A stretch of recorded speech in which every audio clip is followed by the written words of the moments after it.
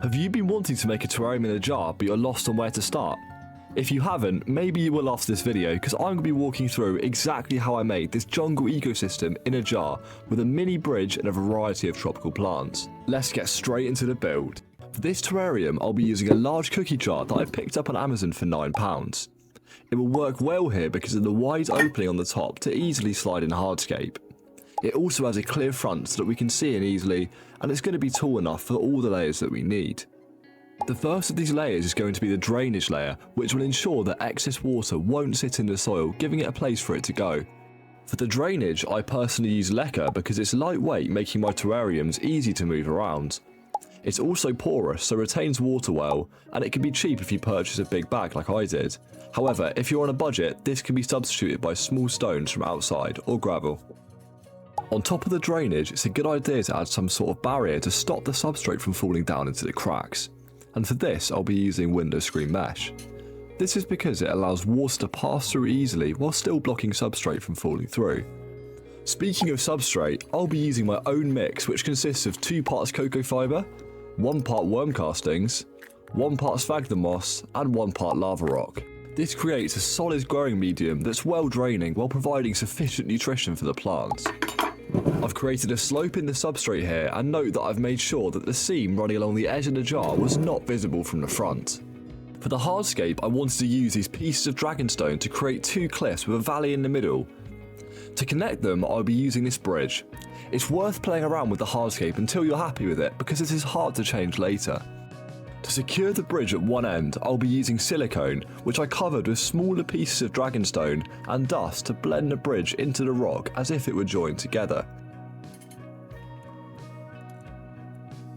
At the other end, I stuffed some tissue under the edge and covered it with superglue, which will react and go rock solid. I then repeated the same steps from before with the silicone and dragonstone to blend all of the pieces together and cover up the exposed tissue. Having a feature high up in the terrarium like this bridge is going to add a unique layer of depth, as much of the focus in terrariums is normally at the ground level. As you can see, within minutes the bridge was super sturdy. I also gave the substrate a quick shift around to create a dip towards the centre of the valley and to help blend in the rocks better. To fill in the gap between the glass and the edge of the left piece of dragonstone, I added substrate down the back, which we could also use to plant up in this area later. Extra substrate was also added to the back to again create more depth in the scape. To start off the planting, I had this large sheet of moss that had been lying around and was starting to dry out, so I thought that this scape would be a decent fit for it. On each side, I added these smaller pieces of moss to fill in the gaps. I'm starting with the moss here, as I'll be adding only plant cuttings to this scape so I can push the stems through gaps in the moss. I normally find it harder to add the moss after when you've got to weave it around plants that are already in place. The first plant I'll be using is this asparagus fern, which I'll add to the back as its leaves will be at the same height as the bridge, creating a nice canopy-like effect.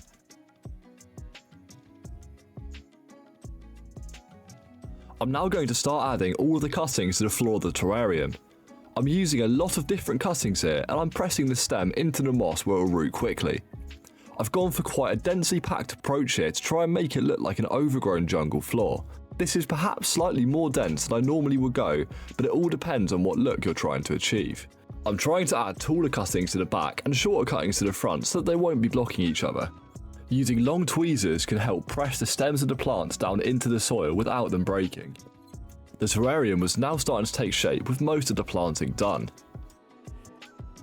I added this final cutting to the raised bit of soil that we set up earlier. It's now time to spray the terrarium down with water. I'll be using deionized water, but if you only have tap water, this shouldn't be the end of the world. Just make sure that you don't overwater the terrarium, and if you're in doubt, add less than you think, because if it looks dry you can always add more in the future. After this, I wiped down the glass so that we can see back inside. To stop any mould growing in the terrarium, I'm going to add in springtails. They will help break down any decaying plants and in turn will help to fertilise the soil.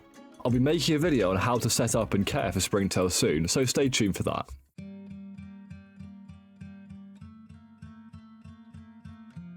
The terrarium was now complete and I'm super happy with how it's turned out.